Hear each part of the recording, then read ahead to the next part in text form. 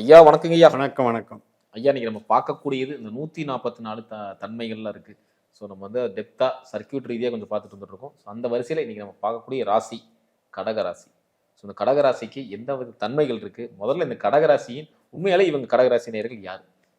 இடத்துக்காக பிறந்தவங்க. ஆ இடம். என் இடம், ஆ. என் ஊர், என் மக்கள், என் இனம், இப்படியே ஒரு ஆதிக்கம் செலுத்துறதுக்காக பிறந்தவங்க தான் கிடக்கு. நண்டு தானே ம். சிம்பல். ஆமாங்க ஐயா. அப்போ அதுவும் ஜலராசி, அதுவும் ஓடுற ஆறு. அப்போ வேக வேகமாக கவர் பண்ணணும். ஆக்கிரமிப்பு. ம். ஒரு பெரிய ஒரு சிற்றரசனோ பேரரசனோ சக்கரவர்த்தியோ முடிஞ்ச வரைக்கும் ஆக்கிரமிப்பு, ம். ஆளுதல். அந்த ஆளுமை திறனுக்கே உண்டான லட்சணம் தான் கிடக்கும். அது வந்து சிறப்பு. இன்னும் டெப்த்தாக உள்ளே போனால் என்ன அவங்க வாங்கி வந்த வரம், அவங்களுடைய தன்மை என்ன அப்படின்னு கேட்டிங்கன்னா, பொதுவான தன்மை சந்திரன், தாய்மை. ம். அது மட்டும் இல்லை, நிர்வாகம். ம். இப்போ வீட்டில் பார்த்தீங்கன்னா உள்ளுக்குள்ளே உள்கட்டமைப்பு நிர்வாகம் பூரா தாயாக தான் இருக்கும். அதனால் அந்த நிர்வாகம் அப்படிங்கிறது இப்போ உள்துறை இலாக்கா அப்படின்னு வச்சுக்கலாம். அதில் தர்மம் சொல்லக்கூடிய ஒரு தன்மையும் இருக்கும். அதே நேரத்தில் அர்ப்பணிப்பு உணர்வோடு செய்யக்கூடிய கடமையும் இருக்கும். அதாவது எந்த நிலைக்கு நான் கீழே இறங்கி வேலை செய்வேன், கீழே பாட்டம் லெவலில் நான் வந்து என்னை அர்ப்பணித்து ஒரு காரியத்துக்காக, ஒரு நோக்கத்துக்காக, ஒரு வெற்றிக்காக நான் பாடுபடுவேன். ஒரு ஹார்ட் ஒர்க் இருக்கும். ஹார்ட் ஒர்க்கு, அந்த குணம். அதுக்கப்புறம் டெக்னாலஜி. ம். என்னால் முடிஞ்ச வரைக்கும் புத்திசாலித்தனத்தை பயன்படுத்தி அதை மேம்படுத்தி அறிவு அப்படிங்கிறத வளர்ச்சி பண்ணுவேங்கிறது தான் கடகலக்கணத்தினுடைய தன்மை. 144 தன்மைகள். அதை கொஞ்சம் சொல்லுங்க ஐயா டெப்த்தா. அதாவது இப்போ நம்ம 108 பாதம் இருக்குது. ஆமாங்க. அதில் வந்து நட்சத்திரங்கள் 27, ராசி மண்டலம் 12. இப்போ 12ங்கிறது தாங்க நமக்கு 12 கேரக்டர். ஒன்று வந்து நமக்கு எபிலிட்டி, 2 வந்து பேச்சு, இப்படி 12 கேரக்டர் இருக்குது. இப்போ நாம் என்ன சொல்கிறோன்னா, ஒரு ஜாதகம்னு பிறந்து கணிச்சிட்டாலே அங்கே அந்த பாவம் இருக்கு இல்லையா, அந்த 12க்கும் அந்த ஒவ்வொரு பாவமும் 12ஓட தொடர்பு கொள்ளும். அப்போ 12 பாவம் 12ஆக வேலை செய்யும். அதுதான் 144. இப்போ 1 அப்படின்றது என்னென்னா உங்கள் சிந்தனை. நீங்கள் வந்து எந்த அளவுக்கு உங்களுடைய எண்ணங்களை வலிமையாக சாதிக்க பிறந்திருக்கீங்கிறது தான் 1. அதாவது எபிலிட்டி, ஆளுமை திறன். இப்போ அந்த ஒன்னோட தொடர்பு கொள்ளுதுன்னு வச்சுக்கேன், கற்பனை பண்ணுங்க. நானாகவே நினைக்கிறேன் அப்படின்றது 1 அப்படின்னா என்ன அர்த்தம்னா, தன் சுயபலத்தை பெருக்குறதுன்னு அர்த்தம். அதே 1 வந்து 2ஓட தொடர்பு கொள்ளுதுன்னு வைங்க. 2ங்கிறது பணம் தானே, நான் பணத்துக்காக இயங்குகிறேன் அப்படின்னு அர்த்தம். அதே 3ஓட தொடர்பு கொள்ளுதுன்னா 1, நான் வந்து மீடியேட்டராக இருக்க போகிறேன், அல்லது என் அறிவை நான் வந்து பலருக்கும் பரப்ப போகிறேன் அப்படின்றது 3 தகவல் தொடர்பு. அந்த 1 4ஆக பண்ணும்போது நான் இடத்த ஆக்கிரமிக்க போகிறேன், என் சொந்த ஊரில் நான் புகழ் நிலைநாட்ட போகிறேன், என்னுடைய மக்கள் அப்படின்றத நான் வந்து ஒரு பெருக்கத்தை உண்டு பண்ண போகிறேன். இப்படி 1 12ஆக பெருகுது. அதுதான் 12 12 144. இவ்வளவு சப்ஜெக்டை வச்சுக்கிட்டு நம்ம மேலோட்டமாக குரு பயிற்சி ஆயிடுச்சா எனக்கு அது கிடைக்குமா, சனி பயிற்சி ஆயிடுச்சா இது கிடைக்குமானா எப்படி கிடைக்கும்?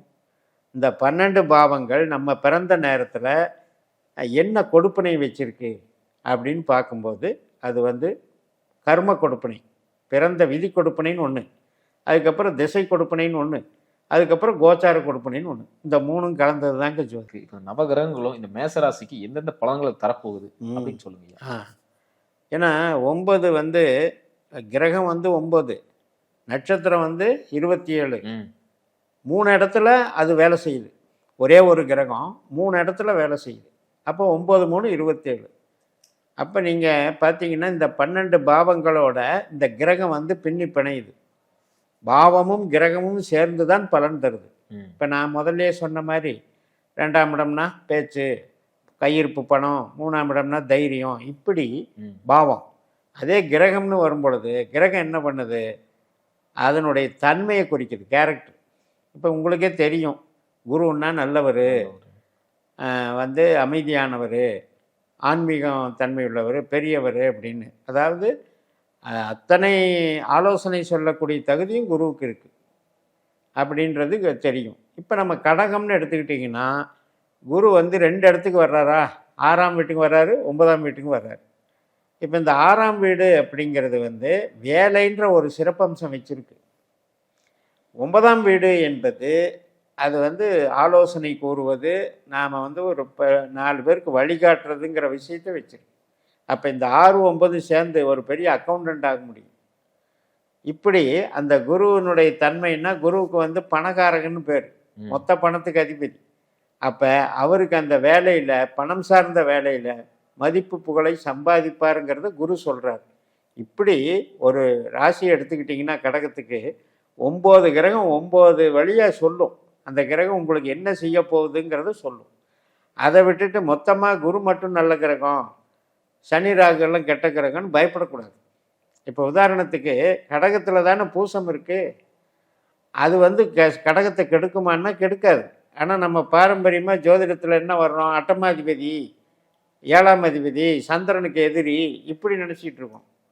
அங்கே உள்ள ஏன் பூச நட்சத்திரம் கொடுக்கப்பட்டிருக்கு கடகராசியில், அதை சிந்திக்கணும்ல. அப்படி பார்க்கும் பொழுது சனி தான் அவர் நல்ல கிரகம், அதாவது சிந்தனை இயக்கிற கிரகம். அது மாதிரி கொண்டு வரணும் 9 கிரகத்துக்கு. இப்போ நீங்கள் கெட்ட கிரகம் யார் அப்படின்னு கேட்டிங்கன்னா 4, 8, 12 எடுத்துக்கணும். அதுக்குள்ளே இருக்கிறது கடகத்துக்கு 4ஆம் இடம் வந்து துலாத்தில் வந்து நட்சத்திரம் ராகு இருக்கார், குரு இருக்கார் மெயினாக. அப்போ நம்ம நினச்சிட்டு இருப்போம், இப்போ தானே சொன்னேன் பாக்கியாதிபதி குரு அப்படின்னு நம்ம நினச்சிட்டு இருப்போம்.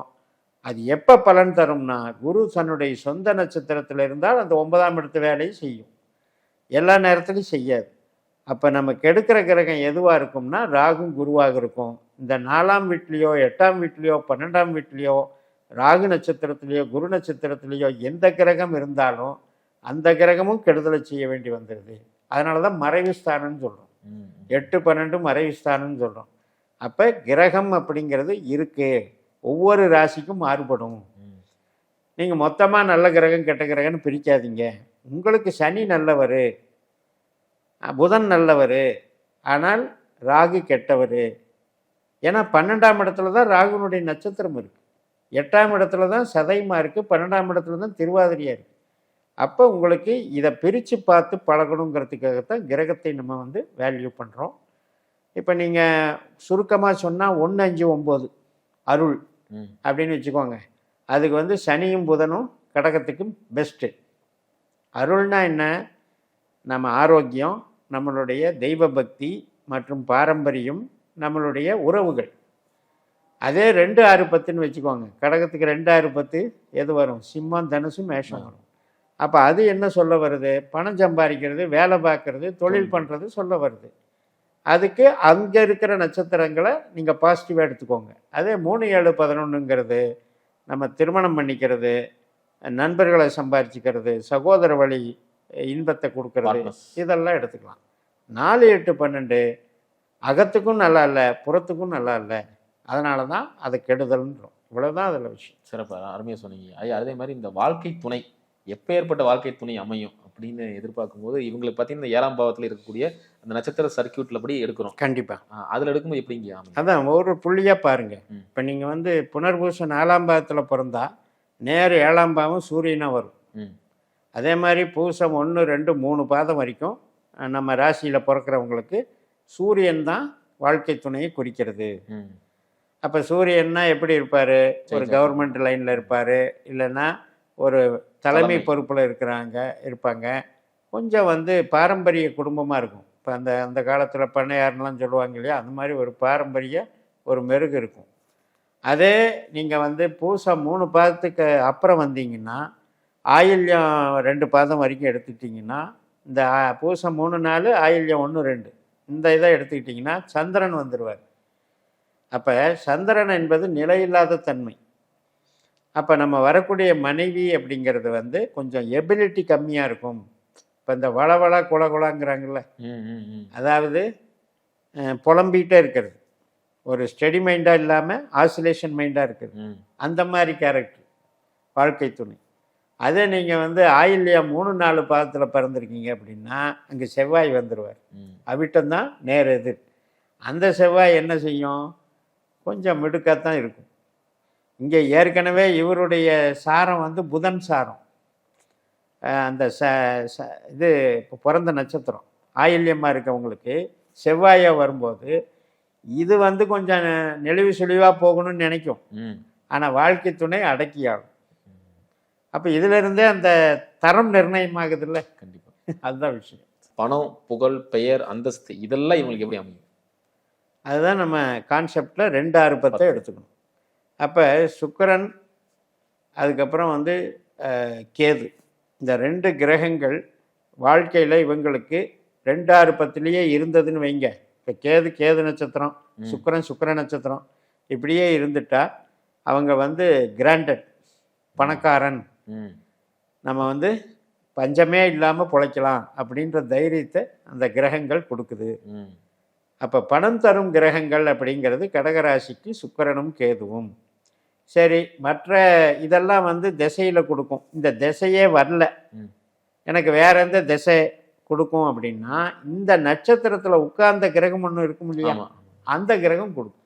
இப்போ அது செய்யக்கூடிய வேலை இந்த கிரகம் இந்த கிரகம் செஞ்சிடும்.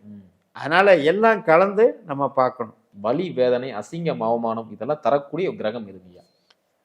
இப்போ நாம் எப்படி வாழ்க்கை துணைக்கு புள்ளி பார்த்தோமோ ம். அதே மாதிரி புள்ளி விவரமாக பார்த்துக்கலாம். இப்போ புனர்பூசம் 4 தான் ஆரம்ப புள்ளி. ம். அதுக்கப்புறம் பூசம் வந்து பூசம் 4. ஒரு 2 பாதம் வச்சுக்கோங்க. ம். 2 அல்லது 1 பாதம் வச்சுக்கோங்க. பூசம் 1. 1 பாதம் வச்சுக்கிட்டிங்கன்னா இந்த 2 பாதத்தில் பிறக்கிறவங்களுக்கு மட்டும் செவ்வாய் பெரிய ப்ராப்ளம். ம். ஆனால் நம்ம என்ன நினச்சிட்டு இருப்போம்? செவ்வாய் 10ஆம் அதிபதி, 5ஆம் அதிபதி, யோகாதிபதினு நினச்சோம். அந்த செவ்வாய் வந்து எனர்ஜி லெவலில் அந்த புள்ளி ஆரம்ப புள்ளிங்கிறத வலிவேதனை தருவதில் மிகப்பெரிய ஒரு வில்லனாக இருப்பார். அப்போ அந்த திசைகள், அந்த செவ்வாயினுடைய வலிமை, கெடுதல வலிமை அதிகமாக இருந்தால் நீங்கள் சொன்ன மாதிரி பெரிய விபத்துகள்.